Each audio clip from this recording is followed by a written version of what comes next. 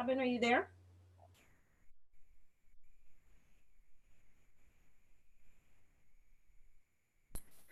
Okay, we are now recording. So okay. I'll share my screen again. Okay, and while you're setting that up, I'm just going to start chatting. So welcome to our May 2018 ACO Case Collaborations session. The theme for this session is Motivation Magic, Intrinsic and Extrinsic Motivation for Action on Goals. My name is Anne-Marie Nada, and I welcome you on behalf of ACO's Programs Committee, and I'll start us off with some announcements. So case collaboration is a free opportunity for members of the ACO, and the goal is to provide connection and the opportunity for collaboration on the ADHD coaching approaches. If you are a guest today, thanks for attending, and we encourage you to become a member of the ACO if you haven't already. So as you can see on our screen, the upcoming case collaboration topics include coaching our clients through the fear of future success and failure in June, and switching gears, supporting our clients with transitions in July. So case collaboration is on the third Wednesday of every month at 10 a.m., so mark your calendars to join us. And for those of you joining us for the first time in a while, you might be noticing a change in our committee members. Robin Nordmeyer, our previous programs chair, I'm so glad you're here today, Robin. She's lending her considerable skills to the marketing committee as its new chair. And we welcome Christine Shiverick as our new programs chair. So Christine brings her expertise as a programs committee member over the last year, and we're excited to work with her to continue to offer valuable programs to our members. So today's opening word for our session is creating. And so we went over announcements for CCEUs. If you send your opening and closing word to programs@adhdcoaches.org within 24 hours, you'll be sent a CCEU, and those will be sent to you within a week from today. Again, today's word is creating. You might want to write that down for yourself. So for today's case collaboration format, there will be a conversation led with a bit of background on the topic for the month today. It's motivation, so we have a common understanding of the terms that we're using. We'll ask some questions to stir some reflection on experiences you've had with clients. And we encourage you to bring that into a professional collaboration on best practices and to get input on challenging coaching scenarios. We have quite a brain trust on this call, and we've had some wonderful experiences of learning from each other in conversation on our past calls. So we do ask that you keep your line muted if you're not currently speaking to control background noise, and unmute yourself when you wish to speak. So for those of you who are a little unfamiliar with Zoom, if you move your cursor to the lower left corner of your screen, you'll see a little microphone icon where you can mute or unmute. You can also raise your hand either visually or digitally, or you could enter a question into the chat, and Christine will keep an eye out for those. And with that, let's get started. Kay, I'll turn it over to you. Okay, well, I'm Robin Nordmeyer. No, that's what my little name tag says, so I'm excited. Anyway, so we want to talk, I know when we got ready for this meeting as a programs committee, we talked a little bit about motivation, and we talked about the fact that there are really two kinds of motivation. And that's really good information for us to have as coaches. There's the intrinsic motivation, which is the behavior comes from inside the individual. They're really excited. I think we see with our clients that when they have an interest in something, they're motivated. Extrinsic motivation comes when you are going to get a specific reward. Oftentimes that's concrete or just, that it's going to be done or something like that. So what we want to know from you all is, what are your clients' challenges with intrinsic and extrinsic motivation? And as usual, we'd love to hear from everyone on the call, and that's the whole purpose, is that you share with us. So I'm just wondering if anyone has a response to this question.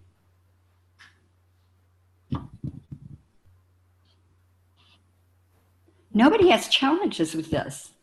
This is great. Wait a minute. I don't know how to raise my hand. This is Dana. Oh, go. You don't have to. You're talking. We hear. But I'd love to know how to raise my hand, so I've got constantly blurting. The intrinsic motivation is fleeting. It can last for a little while, and then something else shiny comes along and it vanishes. So we can ride the wave of the intrinsic motivation for a while, but really to be successful to reach goals, you need to have something longer lasting than depending on someone with ADHD to stay motivated. Mm-hmm. Yeah. Wow, that's an incredible point, especially for us as coaches, because I've seen that as well, that, you know, they're going for this and then great, let's work on that. And then it's like, not anymore. Fantastic. Thank you, Dana. This is Joy. I have a great example. So I'm working with this guy who's 32, and in undergrad, he got a 4.0 because all he cared about was getting into a top law school. Now he's in the law school. He decided he doesn't want to be a lawyer. He has like 3 incompletes from last semester. He's trying to do his courses this semester. And it's like drudgery every day, you know, no matter how little we break it up, goal, it's just so hard. But meanwhile, in undergrad, that was like not a problem at all. Wow, fantastic. And I think, as in every case collaboration, it's just like everything everybody says, I'm like, wow, I can relate to that. Anyone else have challenges with intrinsic or extrinsic? Yeah, this is Ted. One of the things that number of clients have trouble getting motivated around is decluttering, organizing space.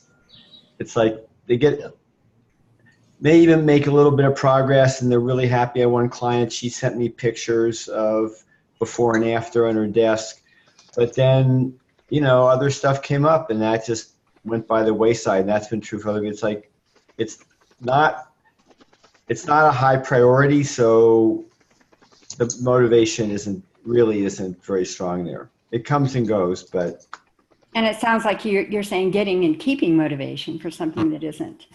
Well, yeah, that's the thing. I think it's another thing, and just in general is, you know, we talk about this is, you know, like in dealing with procrastination, like it's just get started, right? Just get started, which is right. Yeah. However, it's not just get started once. It's just get started every time. You have to get started over and over and over again. Yeah. It's not just once you get started and then you're good to go, you know. So it works. I think it's similar here. It's like you have to keep coming back to it. Yeah. Wow. So many good specific details about how complicated this is. Christine, what were you going to say? And then we'll go to Kat right after me. I just see so many times our clients, we can tap that intrinsic motivation when we have them right in front of us, but the minute they walk out the door, it's as if it's just been sucked out right as they're going almost out, you know, out the door. Mm-hmm. And they're, you know, we can get them and have them, you know, visualize what it's going to be like and all this other stuff, what all the steps will. But as soon as they walk out the door, it's almost as if that just gets pulled right out. I think, this is Kathy. Can you hear me? Mm-hmm. Okay. So I think, you know, when they have these executive functioning deficits, like working memory, poor working memory, they can't even, a lot of my clients can't even remember what was that plan and why did you want to do it. So something that if I can get them, it's a big if I can get them to write it down and actually see it as a plan for the day so that it shows up in writing somewhere, it triggers that motivation. And when I work with clients, I assume that they have very little intrinsic motivation. Because I have ADHD, and I got to tell you, I hardly ever feel like doing anything. I just do a lot of stuff. I'm very productive, but I have to manage myself. Yeah. You know, I've never said to myself, wow, I really feel like doing the dishes. And yet I do the dishes every day. I've never said, gee, I can't wait to change the kitty litter. But my house, you never know I had cats in my house because I'm on it.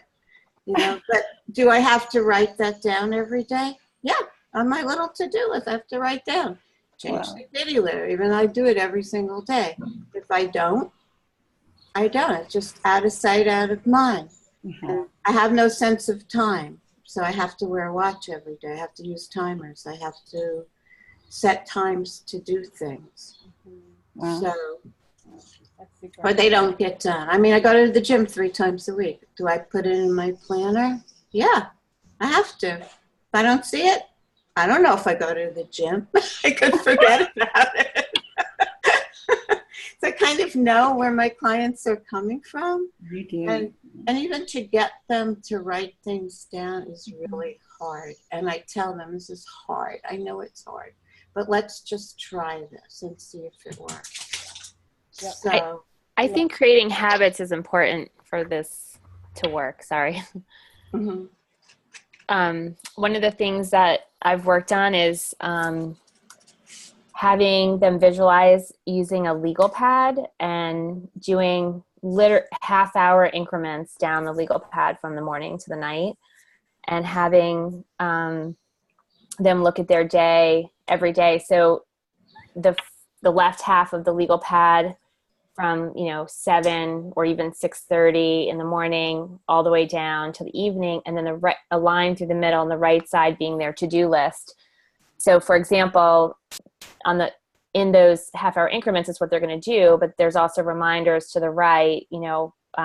The top half of the page might be projects, the bottom half might be emails and phone calls, so that it's a habit that they're forming every day to empower themselves to, do it. And I talk to them about laundry. It's just like laundry. If you leave it, you feel good when it's over, but it's never over. You have to, it's something that is a challenge that you have to work at think about every day, just like the dishes or the kitty litter or whatever, it doesn't go away. So it has to be constantly, it's a habit more than it is a motivation. Ah, that's a good point. Pat, I know you have your hand raised, and then we'll go to Adela.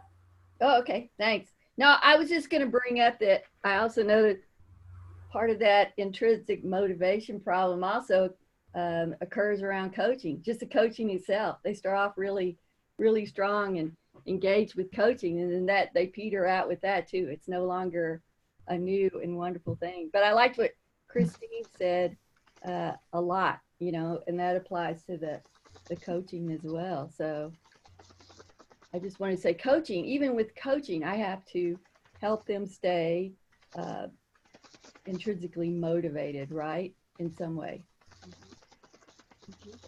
Yep. Good points. And did we have one more, Adele? Yes. I wanted to add to that with my adult clients. I find that speaking to their, I do an exercise with them about their values, their identity, and their purpose, and being able to link their actions towards their life's purpose helps with the intrinsic motivation. With the teens, though, I find it's a lot harder. They just don't have that the frontal lobe is just not developed enough for them to be able to have a very clear vision of what they want to do with their lives. So they don't really have something tangible to hang their hat on. And in that sense, in that situation, I find that the combination of the intrinsic and the extrinsic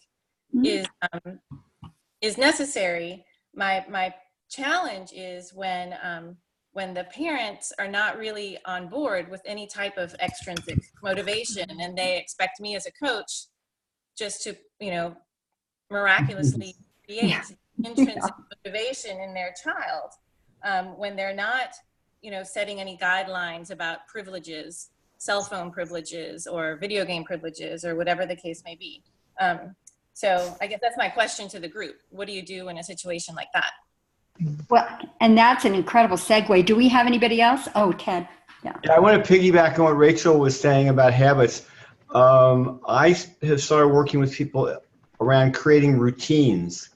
I had read something recently about decision making and the amount of energy decision making takes, and how we want to reduce the number of decisions for people. And all these things, you know, it's making the decision to do it that's, you know, the big challenge. And if so, like developing a morning routine, something they do every day, or, you know, maybe 3 times. It's like, okay, it's Wednesday, I do this, and I exercise, and it's like that, so they don't have to decide what to do.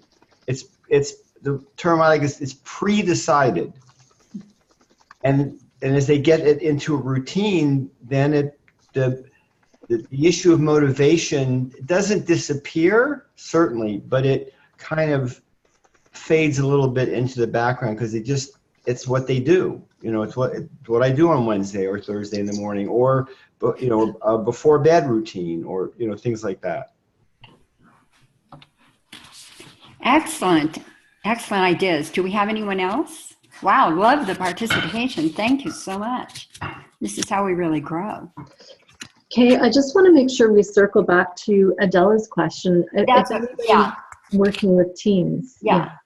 Well, I was thinking, you know, when she said that, I was thinking, you know, that the next slide we go to extrinsic. Right. So I don't know if that answers it, or Adela, did you have anything else? This is Janine. I don't know. Can you hear me? Yes. So one comment I would make about that is I do a lot of the connection to values as well. And dealing with that younger age group, sometimes maybe not their big life purpose value, but even to ask, you know, why does this matter? You know, why does feeding the cat or remembering to clean the cat matter to you? And getting them to connect with even something a little bit bigger than that, like, well, I want to be a good pet owner, or I want my cat to stay healthy, or, you know, so it sort of just bumps it up that next level to something that matters more than just the mundaneness of cleaning the cat litter, that kind of thing. I think that's so excellent, Janine. And I know that recently I attended a webinar that was done by Peg Dawson, who's just a genius about executive function in young adults. And she's like, they just don't pre-plan. I mean, they don't think into the future. Their brain simply does not think into the future. So I think when you're saying the cat healthy, you're taking them there in a place that they wouldn't go, not thinking about the consequences, or, you know, why to do it, or what'll happen if I do it, and what'll happen if I don't do it. So I think that's really, really valuable with teens. That was great. Thanks. And Kay, before we move on, I just want to check in with Dana. I know your hand was raised, but and then it went down. Do you have something to add, Dana? Yeah, I did. And one thing that I realized in myself and in my clients, and I work with adults, is that there seems to be a difference between us and people without ADHD. Is we never got the message somewhere that we need to grow up and you need to do things just because you need to do them and not because you want to. Yeah. And that is such a huge aha for so many people I work with, is, oh, I have to do the laundry because I have to do the laundry, and I'm waiting to want to do the laundry until I do it. Life doesn't work that way. Yeah. So, and I love that question. I actually wrote it on my little board of questions that I keep in front of me for when I'm coaching. Why does this matter to you? You know, what's the consequence? That's great. Thank you. That's excellent too. I love that, the board. And I can't see hands raised. So Christine, if you'll. Yeah, I think that was it. Unless Adela has another. Adela, do you have another question or another comment? No, I'm fine. Thank you. Okay. Okay. Lower hand. I'm sorry. How do you raise your can someone show me how to raise my hand on the screen? Sure. If you go to participants along the bottom of your screen, if you're on a laptop, if you click on participants, you'll see all of our names. And when you see, or at the very bottom of that box, it says raise hand. So if you want to test it out now, if everybody wants to raise their hand, just test it out. Thank you. There you go, Chad, I see you. This was a really valuable discussion because I was thinking about the cat litter, and I am in the habit, and it's aversive. Every time I do it, it's icky, it's, you know, glittery, and I hate it, but I still do it every day, but I hate it. So I like I like the idea of do it anyway and the values, because I want to keep the cat healthy. Yep. Yeah. Very. I have another kind of point, but maybe you're getting to this. I was talking to some coaches yesterday. So being that it's, you know, I work with a lot of college students and high school. So the college students are having their finals and you're kind of going along the whole semester, and then all of a sudden they have finals, and then it's like they're just picking up the book the day of the test, or they're writing their paper, it's due tonight. So we might get to this, but sometimes they seem motivated, and then all of a sudden, like they're with you, and then it's like, what happened? So I don't know if it's because it's something so big, even though we've broken it down, you know, you had the whole plan with them. Does anyone else have that kind of thing with their? Yes. Yeah, absolutely. And also then that panic shuts down the prefrontal cortex. Yep. So, you know, it's almost like playing Russian roulette, because I think they count on that because that adrenaline can start flowing, but then they don't realize that they can't possibly get it done because of the time management. And Yeah. But yeah, I know exactly, Joy. Yeah, they get frozen. Yes. So I don't know, maybe if anyone has any suggestions at some point during this hour. You know, one of the things I've noticed with that, sad but true, is that one of the best things that can happen with that, and it just happened with me and a college student, is to get, you know, the parents to understand how important, how valuable this can be as a learning experience, and to notice without judging. This is what happened, but if I beat myself up, I'm going to ignore it and deny it and do it again. So as sad as it is, because then maybe they want to throw in the towel, the parents want to throw in the towel on them, instead of at that point, if they do fail the class, it's an incredible learning experience that if you continue to coach them, you can go back and say, let's make this different this time. How do we want it to be this time? But it's just one of the sad things I found in coaching college students that happens sometimes. And we can help it with all those things we do. So Kay, I want to go to Kat and then maybe transition because we're halfway through the hour. Great. Yeah, you run this. You do the slides. Yeah. So Kat, let's go to you and then we'll. Yeah, real quickly. All I want to say, talk about motivation. One of the smartest things I read was that if you're waiting for that feeling of motivation, more than likely it's not going to come. You're going to, you know, because you hear people go, "Well, I'm waiting to get motivated," right? But within the word motivation, you hear motion, right? Motivation is about getting into motion, right? So a body at rest stays at rest, right?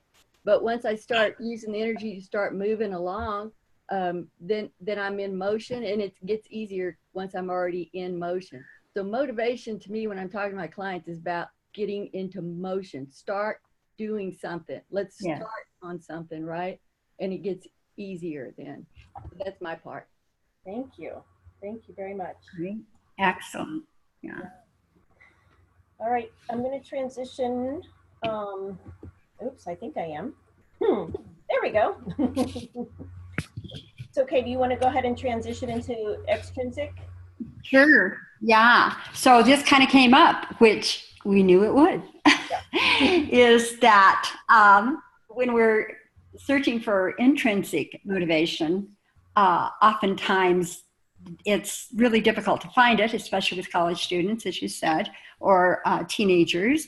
And so we also wanted to ask you guys about examples of extrinsic motivation. And those are, you know, more the concrete things, the grade, money, awards, that kind of thing. So what coaching questions do you all ask your clients to explore extrinsic motivation?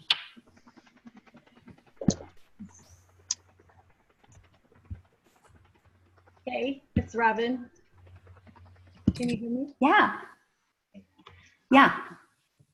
Also to address Adela's question earlier, one thing that has really worked for me, I'm not sure if everyone's familiar with Chapman and Chapman's book on the 5 love languages. They actually have a group of languages of teenagers, which is nice. Oh. I highly recommend it. when I meet with parents and their kids at the start, before coaching with the child begins, I either at that time or in a separate conversation talk about motivation and how it takes both intrinsic and that extrinsic motivation. And I talk about the 5 love languages and what they see as the 5 love languages for their child. You can actually go online and have them take a quiz to identify their 5 love languages, which is nice. I've used that link before, or I've printed it out. You can print out their form and use that to identify 5 love languages. And I work with the parent to identify some examples of the 5 love languages that might be more relevant for their child, because they immediately go to, it's about gadgets and gadgets, and now I have to bend over backwards to get my child to jump through some hoops here. And they don't get that intrinsic, extrinsic motivation factor. So that's one way I've been able to get around it, because there are very few parents who would disagree that they're not willing to provide a hug, for example, if it's about touch, or they're not willing to create a special meal to honor effort, or things like that. So just raising that awareness can be very helpful. Thank you, Robin. That's incredible. Can you put that resource in the chat box? Yep, I will.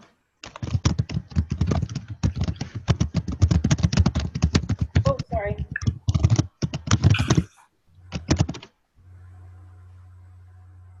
Okay, anybody else? What are some of the extrinsic motivators that work with your client?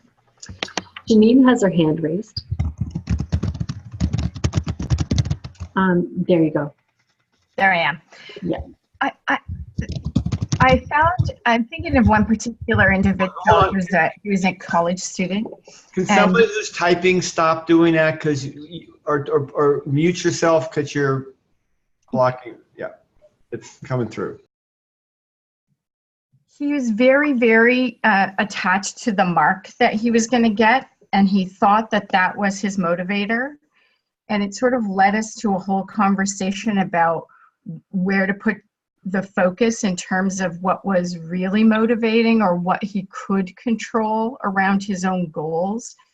And that, by sort of shifting away from that extrinsic and controlling what he could control, which was handing his papers in on time, studying in the way that he had wanted to study, that the outcome would be that extrinsic goal of getting something bigger, like a higher mark.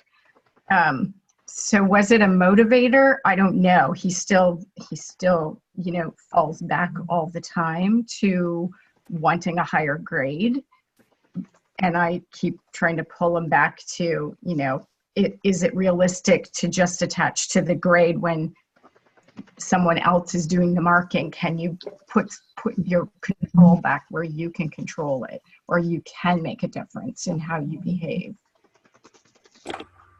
Yeah, very nice. Wow, I love that, Janine. And generally people with ADD do have connecting kind of brains, so sometimes helping them make that connection.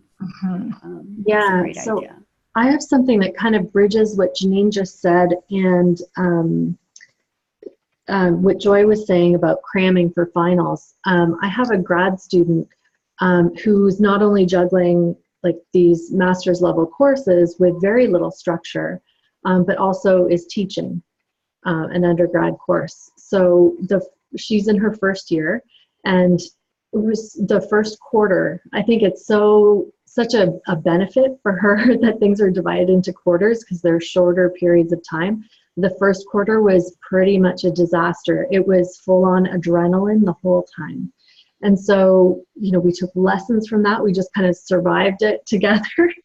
Well, of course, more on her, but, it's sometimes hard to witness what's happening, but we really were mindful about, okay, what happened, like Kay was saying, as non-judgmentally as possible. And let's take the emotion out of it. Okay, what are the facts of what happened? What can we do moving forward? And I think it's really important to note, we have these ideals of, okay, everything's done on time and handed in, and if you have a plan, da, da, da, da.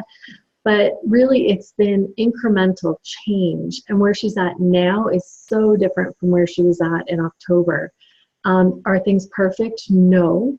But those late nights and the all-nighters are much fewer, and there's really more stability. So I'm finding it to be a really important thing to keep reminding her of the improvements that she's made and how it's felt, because when the rocky times come, that's an anchor to hold on to. And that is so true, Emery, and that's so great. And I really think that's a motivator.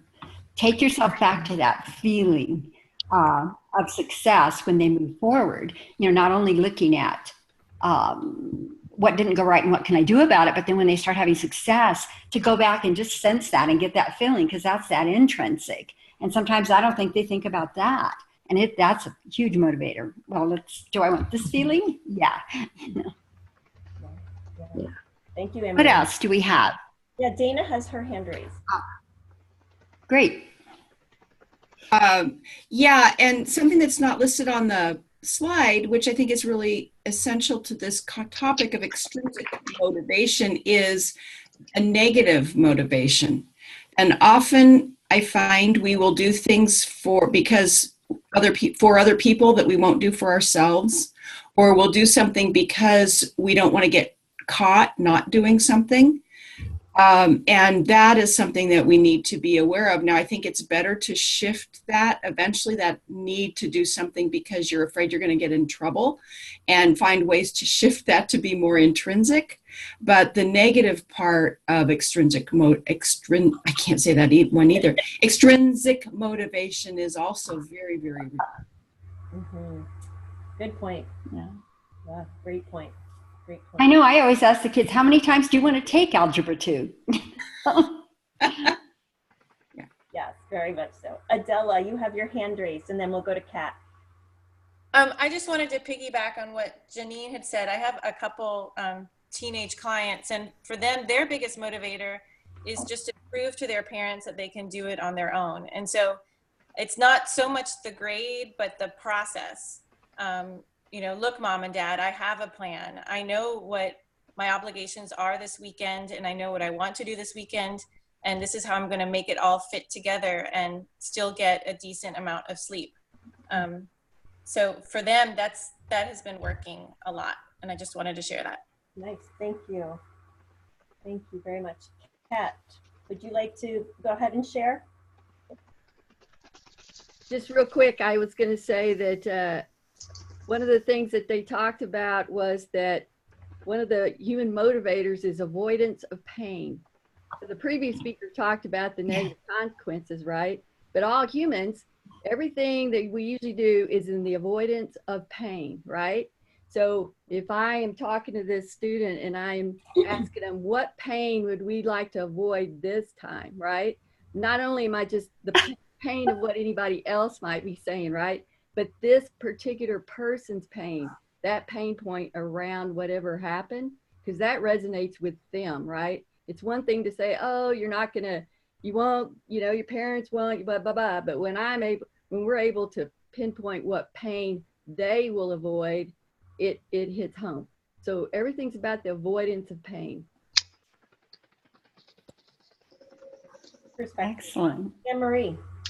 I have some really strong feelings about this, because I think we really have to know our clients. Dana, what you were saying about negative motivation, I have a client who would really respond well to that, and I have another who, it was such a perfect quote, it really stuck with me. He was really struggling. Actually, it's a case I've written down upcoming, but having a really hard time getting to work on time. And he just said to me, I seem to have an unlimited capacity for inflicting pain on myself. So, yes, we want to avoid pain, but I think we also inflict a lot of pain on ourselves, or some ADHDers do. And, we have to really watch that. We have to know which clients, and really bring some awareness to that. So sometimes procrastination, speaking of what Kat was saying, procrastination is a short-term relief of pain, but it causes longer-term pain. So bringing that to awareness too can be a helpful exploration with our clients. That's it. Thank you, Marie. I think Jeannie had her hand raised.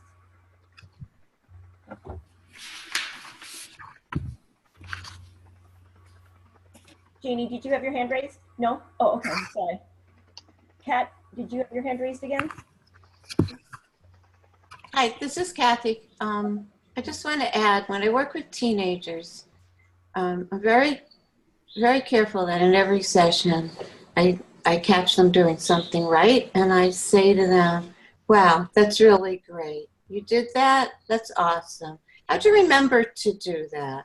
And I make a big deal out of what they've done right, because so much of their time, you know, they're kind of been labeled the screw up by either teachers because things are late, things are sloppy, things are incomplete, or their parents who say, you're so smart, why can't you get good grades? So I like to point out any success wherever I see it. And that in itself is a motivation for them. And I think, sorry, Kathy, go ahead. I was just saying that seems to help with some of the kids. I think that's really true too. And I think sometimes they say, you're the only person who understands me. So they're just so happy that there's somebody that knows that they have some good stuff going on. And it's very interesting. Sometimes the kids really have a hard time accepting that praise from us, which I think is also a whole other coaching topic. You know, because they kind of then shut down and they feel maybe it's fake or whatever. And so trying to get them to you know, be able to accept the praise is a whole other, you know, a whole other challenge outside of the motivation. But Marie, I'm going to come back to you for a minute. Dale had asked in the chat, how do you respond to the comment that when somebody says, I have a high capacity for pain? Well, at first we kind of giggled because it was said in a humorous way, and then we got kind of serious for a moment. And we really dove into some self-compassion about how painful it can be when we seemingly self-sabotage or unconsciously self-sabotage. And we really explored that gently, but with a lot of self-compassion. And so with a prompt that the next time the person found themselves undermining their ability to go to work, or even to get to bed on time, to get enough sleep, to get up so they weren't groggy in the morning to get to work. I mean, it's been a long process, and honestly, he's still struggling with it. He's now at about 3 out of 5 days. Before it was 1 out of 5 days where he was on time. But a lot of self-compassion and some of the things he could say to himself in a positive way. Like, man, I really don't want to be doing this again. And yet here I find myself. So what do I need to get me through this situation? What would be like a comforting thing? And we also tried some positive things, like positive extrinsic rewards. So when he made it to the subway on time, there's a little coffee shop there. And so he gets himself like his favorite coffee. Or he would get to work and the coffee pot wouldn't be emptied by others yet. It was a really good thing. He also loves the feeling of getting to work and having enough time to kind of oversee his day.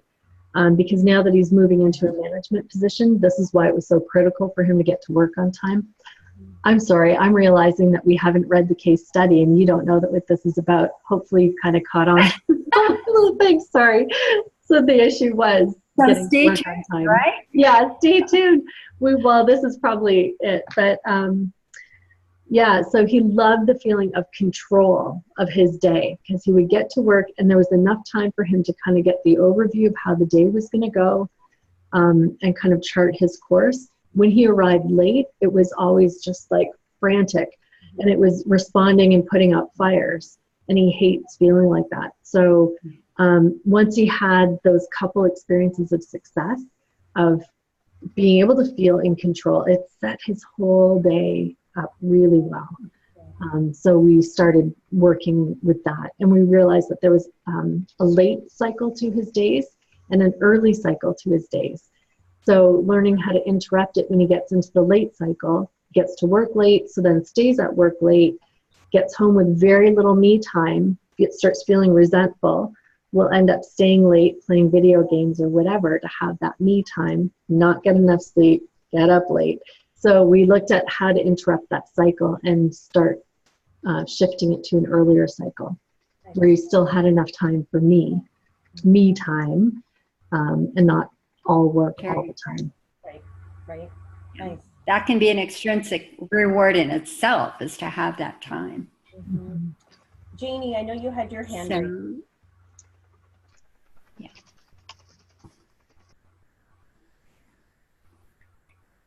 Janie, Dana?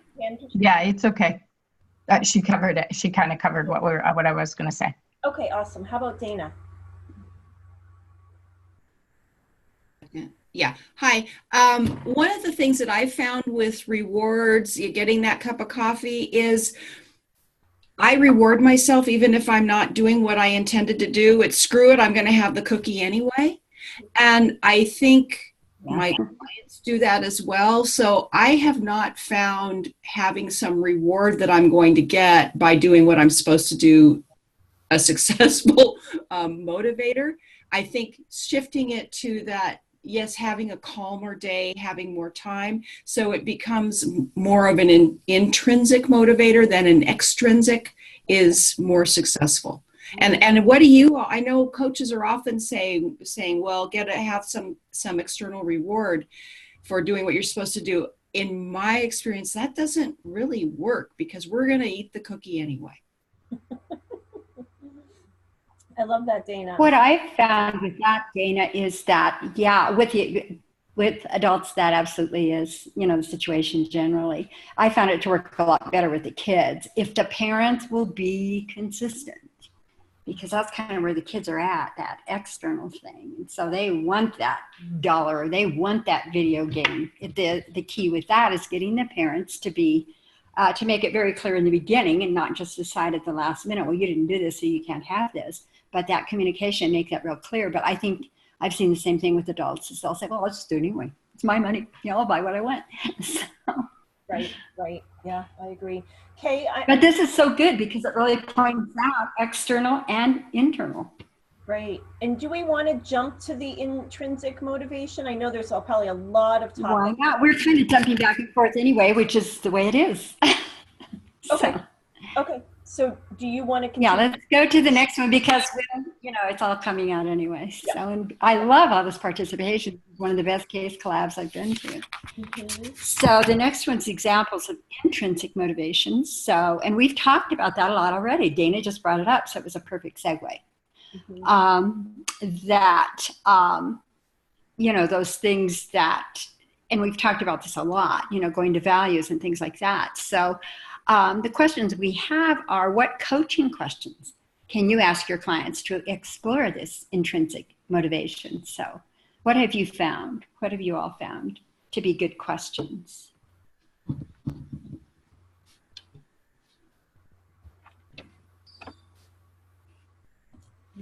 I think I heard one already, but I don't recall. And Dana has her hand. Some of the kind of that future projection. Yeah. One of the questions that I ask is, who do you want to be? Because that gets to the intrinsic. Is I'm taking a ham radio class, which is so anti anything that Dana is about. I'm learning electronics and, all of this weird stuff that my brain doesn't work that way. In the first few classes, I was the stupidest one in the class. Then I realized that I spent a lot of years being the stupidest one in the class, and I don't like that anymore. And so what do I need to do to be able to be one of the smartest ones in the class? That means studying in between. That means doing the homework. That means working hard at it. And I was able to shift that from the extrinsic into the intrinsic. So it's really, who do you want to be? What do you want to feel like inside? Or what do you not want to feel like inside? Yeah, very nice. Mm-hmm. Love that. Love that. Excellent. And I love the fact that Yeah, you those are great your comfort zone. Oh gosh, got to. Sorry, Kay, go ahead. Those are such great questions, though. Who do you want to be? What do you want it to feel like? Or how did it feel when you had a success once before? Mm-hmm. Yeah. Go ahead, Janie. You have another one? And then we also have... Yeah, I mentioned it before, but it really does work well, is the why does this matter to you question. Mm-hmm. Yeah. Mm-hmm. Yeah. Thank you for bringing that up again. That's excellent. Mm-hmm. And we've already talked about this some, but one of the questions is, how does intrinsic show up for adults and how does it show up for children, teens, and students? What have we noticed about that with our clients?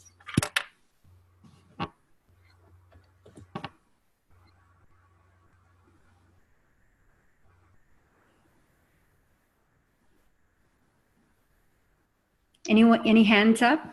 Yeah, hi, this is Ruth.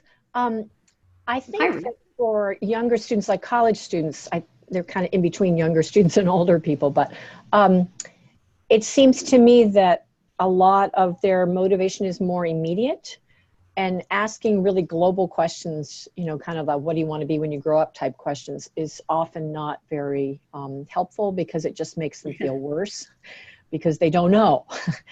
And so I often come at it from asking them to just describe within the last few months or even the last few weeks, can you remember a moment when you felt really, really alive, excited or happy, or, you know, using a lot of different terms to try to find the one that's going to land.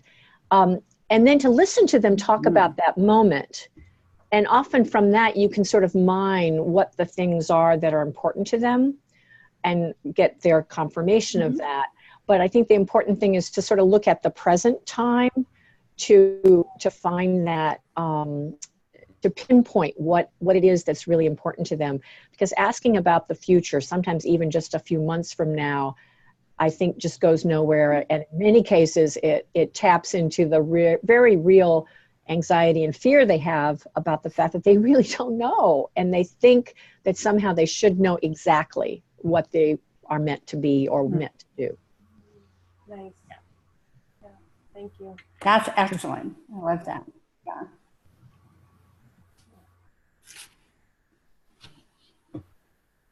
Anne-Marie, you have your hand raised. Yeah, I have a question. I'm wondering if anyone on the call has had a client who comes in, and I'm thinking of like a younger client, maybe mid-teens or something, who is just really flat affect. They're like numbed right out.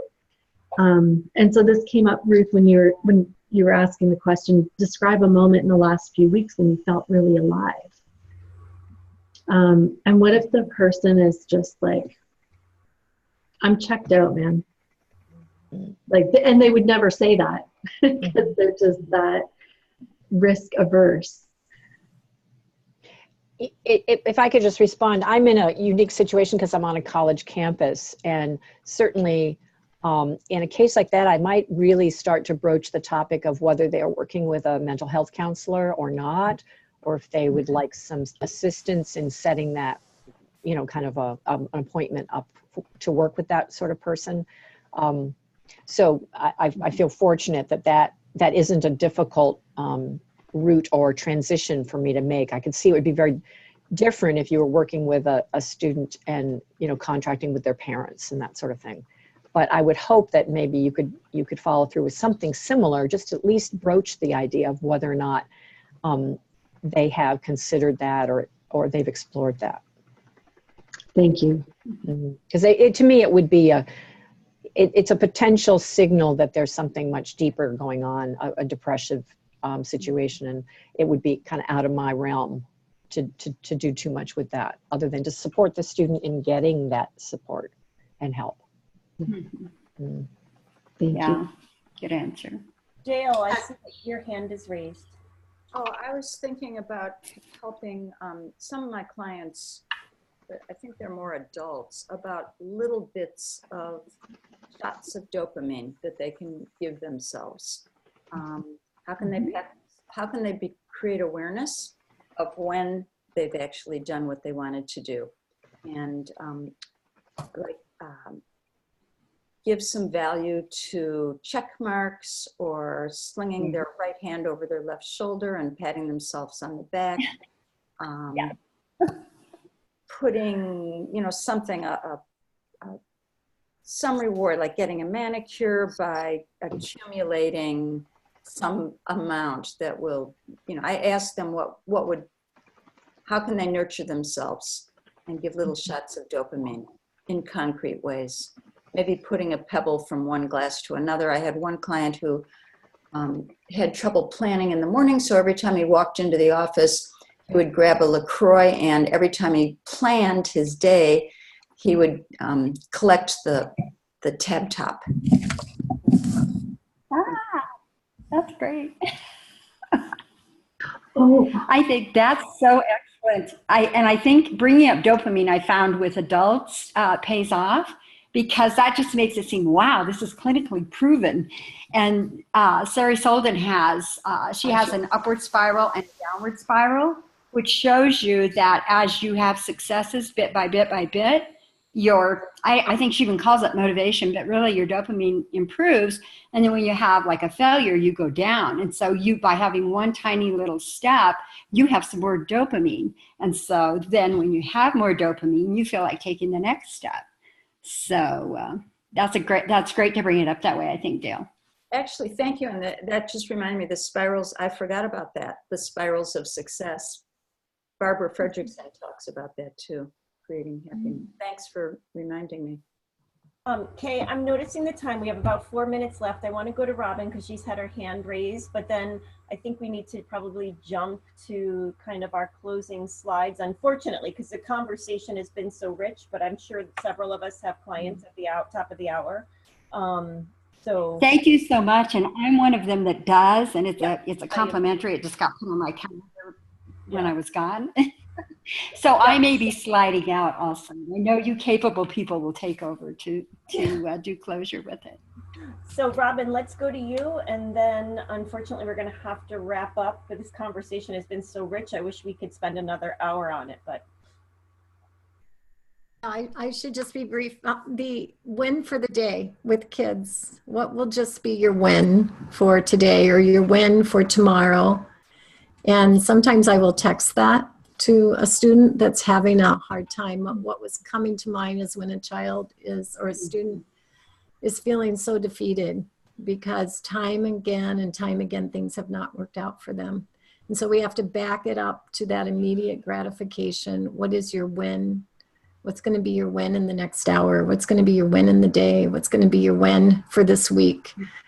And just create it. And then the other little trick that kind of worked with some girls that I worked with, they love selfies. So catching success, I always say shine the light on what is right. That's what I do in my practice. And catching success on their phones, catching them with the selfie in order to create a photo album of their success on their cell phone. Oh. Yeah. Yeah, very nice, Robin. Yeah, thanks. I love that, Robin. I have some clients that are gonna love that. Thank you so much for sharing that. I'll make sure to credit you. Okay. Thanks. All right. Yeah. It's okay. I am unfortunately going to jump to the very end, and we have all the stuff. Please do, because I think I'm going to jump out. Okay. And thank you all for your participation. Fantastic. Yeah. Before you go, Kay, today's closing word is motion. Make sure you say it. The closing word is motion. Thanks. Bye, everyone. Thank you so much. Okay, thank you. Thank you, Kay. So we hope to see you on our next case collaboration in June, again on the 3rd Wednesday of every month. So please join us again.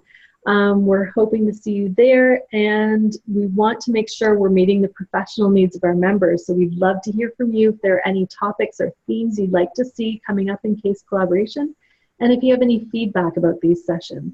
Send us an email at programs@adhdcoaches.org, and that's the same place you send the opening and closing word. So thank you to all on the call for participating and attending in participating in our professional conversation. Big thank you to everyone on the programs committee for all their hard work, and we'll see you next time. Have a wonderful day, everyone. Bye. Thank you. Thank you for all your work. It's wonderful. Thank you. Thank you so much. Thank you. This was wonderful. Yeah, great conversation. Appreciate all you do. Yep. Bye-bye. Enjoy your day. You too.